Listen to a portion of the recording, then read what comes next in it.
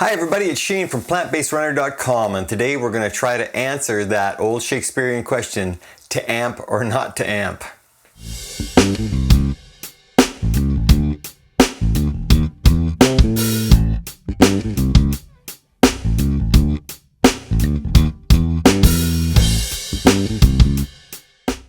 Okay, all kidding aside, I've been asked so many times about what amps I use and everything like that, and I'm just here to discuss that today. And obviously I have my Phil Jones amp here for my local gigs and some smaller acoustic gigs and stuff that I don't have to fly to. I can carry that with me. But the truth of the matter be, I haven't used an amp on stage for ages. Probably, I don't know, 6, 7, 8, 10 years maybe. Maybe not that far, but I haven't used an amp for quite a while. And I know I get mixed reactions out of that. People that just can't visualize doing a show without an amp, and some people that think it's pretty cool, and some people that obviously do it too. I'm going to discuss some of the pros of this and some of the cons of this, and it's up to you to decide if you want to go this route. But for me, it works really well. Obviously, when you decide to go ampless, you have to be on in-ears, of course. So the nice thing about the in-ears is you get your mix together, and no matter where you roam on the stage, you don't lose your sound. That's what I absolutely love about in-ears. You get to control the volume, you can stand right beside the drum kit, and the cymbals aren't killing you because they don't have to be in your mix. When I walk over to where the other guitar player, stage right guitar player is, my mix is always there. If I go to the left, downstage, upstage, doesn't matter, my mix is always there. So that's what I love about in-ears. So getting back to an amp, if you can go the route, if you have good in-ears and you can go the route of no amp, I mean, some of the greatest things, it's a clear sound up front. The trouble with a lot of players is, and I've run into this when I use an amp, to get my volume to where I'm comfortable with, it tends to be too loud for front of house or for the people in the front row. And that's always a struggle. Then you're always pulling back and you can't hear yourself as well. So nice thing about going the route with no amp is you're not fighting with a front of house person when they're trying to get a mix. And you know, some stages have these weird undertones, these bass traps, and it can be a real struggle for a sound man in a room to get a good bass sound because they're fighting what's coming off stage. And when you don't have an amp, that goes away, and now your front of house guy's free to put it in the mix and have it sound great without having to compete with you. You know, I remember the days of before in-ears and all that, where some front of house guys would use the PA just for a vocal PA because everybody on stage was so loud that he couldn't get a mix. So the nice thing about this is it takes that away. You can have your bass as loud as you want in your ears, and it doesn't affect what's going up front, and you're not competing. And in fact, when I play with Aaron Pritchett, the guitar players don't have amps, they have amp simulators. We have an acoustic player, obviously, that doesn't go through a big amp, and then myself. So the drums are the only real thing that make noise on stage, you know, unamplified. So it really helps clear things up for front of house, and also in some of those rooms where the sound isn't that great, it really helps our sound tech. And, you know, I also find I actually have more control when I don't use an amp, because again, if I'm using an amp and I'm trying to get the low end just right, but it's creating bass traps and it's creating problems with the front of house, then I have to roll back that low end, and then I don't get a sound that I'm comfortable with, and it does affect my performance because I'm always fighting for a sound that I can't get. Whereas in-ears, you know, you can, if you have a preamp, you can noodle with that, or you can work with your monitor tech to get a great EQ in your ears. I mean, that's you know, if you've got half decent in-ears, there's no reason you can't get a good sound. And it just sometimes takes some work with the monitor tech. And if you got a good monitor tech, they'll help you out until you're happy. And so I like that control where I can go in and pick certain frequencies that I want boosted or cut, and just to get a great sound in my ear that I'm comfortable with. So also, you know, one of the obvious parts about not having an amp is you don't have an amp. You're not carrying stuff around. You know, next to the drum kit, probably the bass amp is the next biggest thing that has to be packed around, and it takes up a lot of room in a truck or a bus or a trailer or whatever. And if you're not using that, then that frees up a lot of space, which is nice. And especially if you're on a budget tour where you're humping gear with everybody else, even one less mic stand at the end of the night to pack up is nice. So definitely not wheeling out a big SVT into the trailer in 40 below weather and 3 feet of snow. That's nice. So you don't have to, you know, you're not at the mercy of you know, hauling around this big chunk of wood and this heavy head. You don't need any of that when you're on ears. You know, and also a nice thing about it is a quicker setup. You know, you're not setting up an amp. For me, I have a rack that has my wireless and my tube DI and my preamp, and that's all I have. It just comes in, sits up on the drum riser beside me, and I'm ready to go.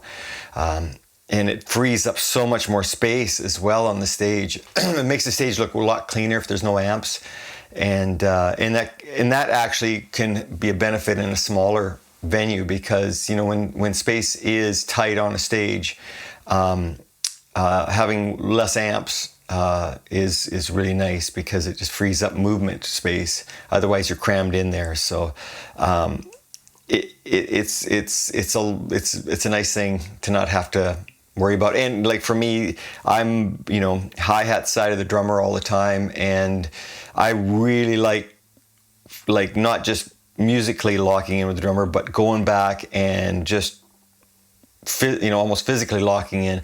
And without an amp, I can walk back to right where he is and get up on the riser if I want, or stand beside him and just dig in with him. And with amps, I mean, that's a bit of a barrier for getting back there, and so you're peeking through between the hat and the snare, and you know, it's not as nice. But and also, you know, I'm wireless, so again, like I say, I can roam the stage, and my sound never changes in my ears. It's always there. Whereas if I'm wireless with an amp and monitors, if I go over and hang with the drummer, there's no way in the world I'm going to hear my amp. So I'm pretty much stuck to that vicinity of around that area where I would be set up. So it's just nice that with ears you can go wherever, and your sound is so consistent.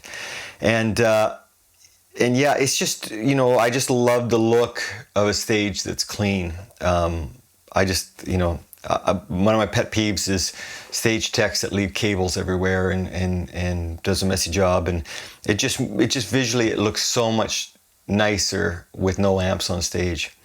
Now, getting into the cons of it all, I mean, that's also a con, because I remember as a kid I'd go see a band, and half of the excitement was to see what kind of gear they were playing, you know.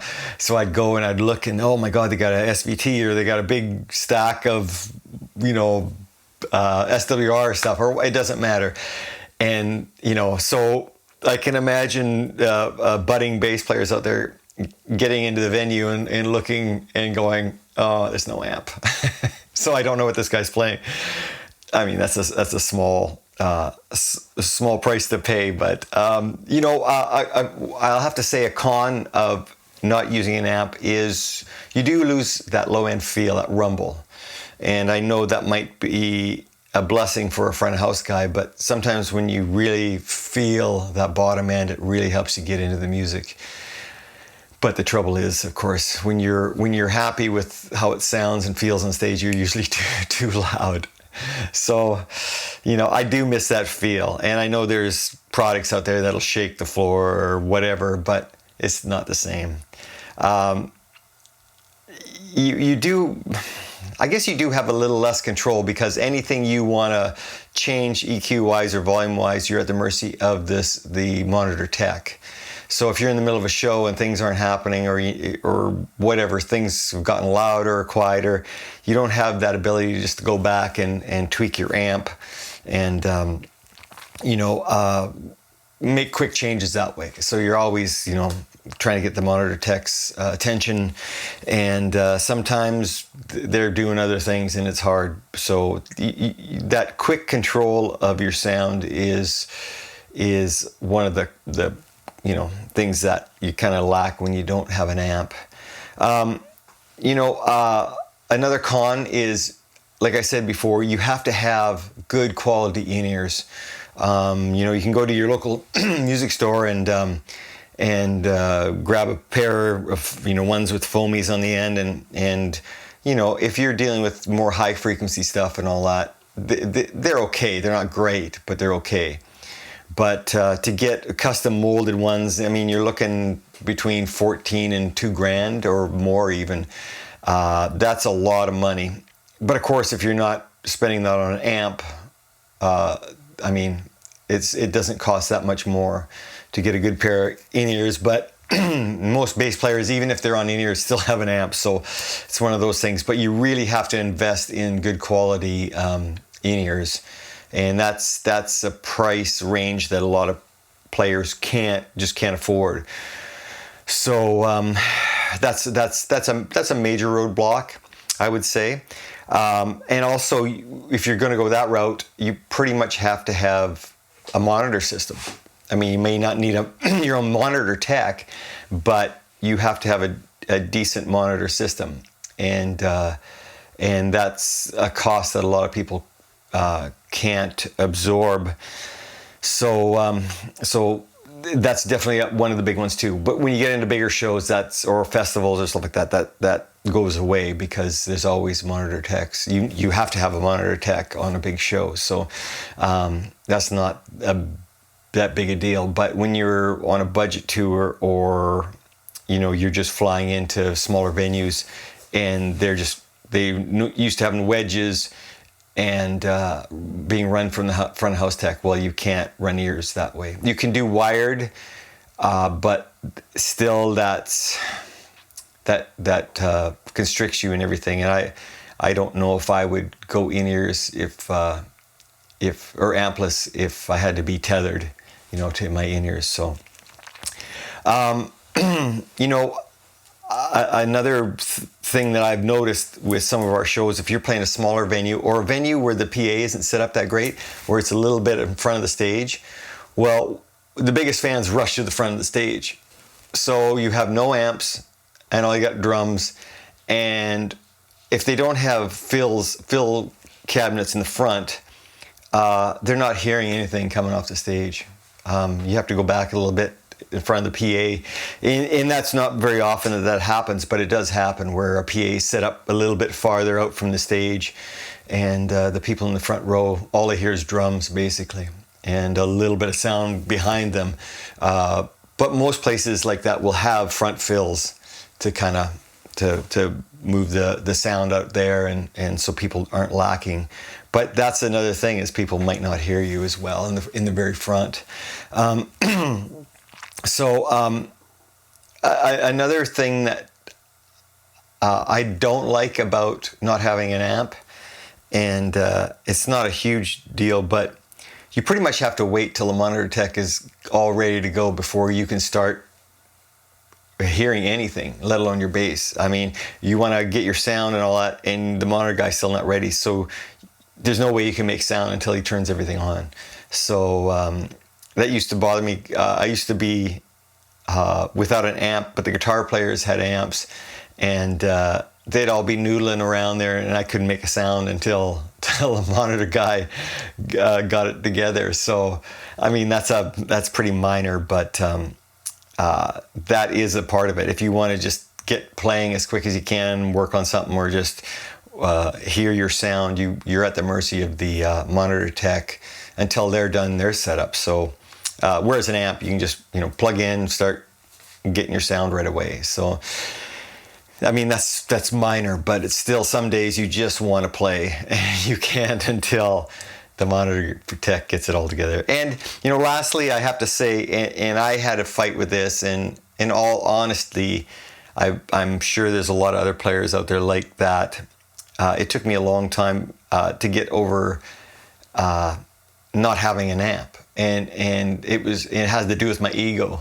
It's like, you want that big honking speaker cabinet behind you with the great big head and all that power, and it just makes you look and feel like, yeah, I know what I'm doing. But when you take that away, you kind of have to put your ego in check, and it's tough because, I mean, when I get together with other bass players that I don't know or haven't seen for a while, it's like you always talk gear, and it's always like, hey, what basses are you using? And I'll tell my basses and ask what kind of basses they're using, and we go through, and then they're like, what are you using for an amp? And I'll say, actually, I'm not using an amp. And you just kind of see the look of disgust, for lack of a better word, on their face. It's like, oh, he's not a real bass player if he's not using an amp.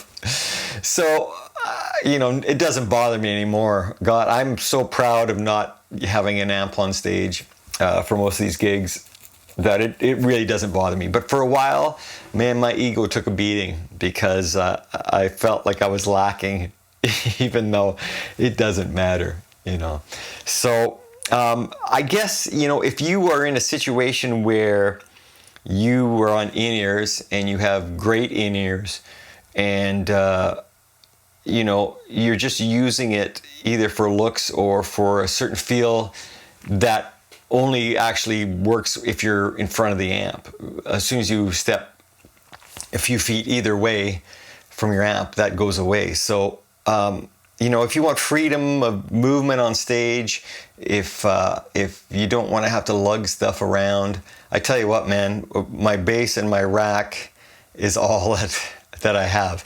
So, as far as hauling gear, that's really nice. It doesn't take a lot of room. I love going just in-ears and no amp. It's not for everyone, but you have to kind of assess where you're at, what kind of gigs you're doing. I'll never not have an amp. An amp will always be necessary in certain situations. I've got a tour coming up this spring with an artist named Ryan McMahon, and it's all great venues, but they're all in wedges. There's no in-ears, and there's no provision for in-ears on the tour, just for budget reasons. So I'll be using an amp. So I'm not 100% against amps. I love amps. I love playing through amps, but sometimes it just makes more sense for me to leave the amp and just play through my in-ears, through my rack stuff, and I'm extremely happy with the way that works. I know some people just can't get the in-ear thing going, and that's fine. I mean, it's all up to the individual what they're comfortable with. But for me, I think the pros outweigh the cons, and the cons for me aren't that major. I mean, I'm not fronting all the monitor gear. It's all provided either by the artist or by the venue or by, the sound crew that they use, and all those other things are pretty minor. Like I say, my ego. I don't have much of an ego anymore, and I don't have much of a reason to have an ego anymore. I've done my time, and I've put in my time. And you know what? If someone thinks I'm a lesser player because I don't use an amp, I'm fine with that. And I'll be the first one probably to agree with them. So, all that stuff doesn't come into question, and I just think for me, it's the way to go. So there you go. It's totally up to you to figure out which works for you. But those are some of the pros and some of the cons. And I think the first few gigs are always the toughest until you get used to that, how it feels. And then most of us won't look back. We'll just keep going and enjoy that freedom that being on in-ears and not having an amp will give you. I really don't recommend not using an amp if you don't have in-ears. Like most monitor systems, the wedges won't handle the volume that you actually want. So I wouldn't suggest that. But if you can, give it a try. It's really good. And there's quite a few in-ear companies that I use Plunge in-ears. They're a Canadian company, and I've used pretty much every major in-ear company that's out there, and they're all really good. And every one I've used has been great people, great service, all that stuff. But I decided to give this Canadian company a shot, and man, they sound so good. They honestly sound better than anything I've ever used. And I'm not going to name names for companies that I've used before, but man, they blew everything else out of the water. Plus, their service is great, and plus, they're just a small company in Calgary, Alberta, and it's just nice to support local. The older I get, the more I realize that it's a lot better to keep your money close to you than send it across the ocean or something. So it's just nice to support local. And so there you go. So I can't give you the answer you probably want, but there are a lot of good things about not using an amp that makes the show a lot better and makes everybody's lives easier. And then nobody can tell you you're too loud and tell you to turn down, because it's all in your ears. Nobody else hears what you're hearing, and you can crank it as much as you want in there. You can have it one big bass show for 90 minutes. So there you go. I hope that kind of clears a few things up, but I would highly recommend you to give it a try if you can. And I think you'll be happy. Just give it a little bit, though. The first kick out of the can is a little different from what you're used to. It's outside your comfort zone, but as they say, life begins outside your comfort zone. So I would say give it a try, and you might be happy. Okay, there you go. Thank you so much for listening. I am actually going to take a break for a while, so I'll be repeating some of the old stuff. I've done, quite a few of these now. And as you can imagine, they take time and effort and all that. And I think I've got enough here now just to kind of cycle through them one more time before I start making new ones. And I appreciate everyone who's commented on these, who's watched them, who's shared them. You know what? These are all just, the whole idea of this is just to throw out stuff for maybe up-and-coming artists and up-and-coming players and people who are interested in this stuff. And it doesn't cost a dime. It just costs a few minutes of your time to watch these things. And if I can help somebody out and help them maybe not make as many mistakes as I did starting out, then even one person watching makes it all worthwhile. So thank you so much for everyone that's sent me a note and has watched these, and I know there's only so much time in your day, and the fact that some of you are watching these really makes me happy. So there you go. Thanks so much. I will see you when I see you, and until then, enjoy the reruns, and hopefully you'll still get something out of them. Okay, thanks a lot, everyone. We'll see you soon. Bye now.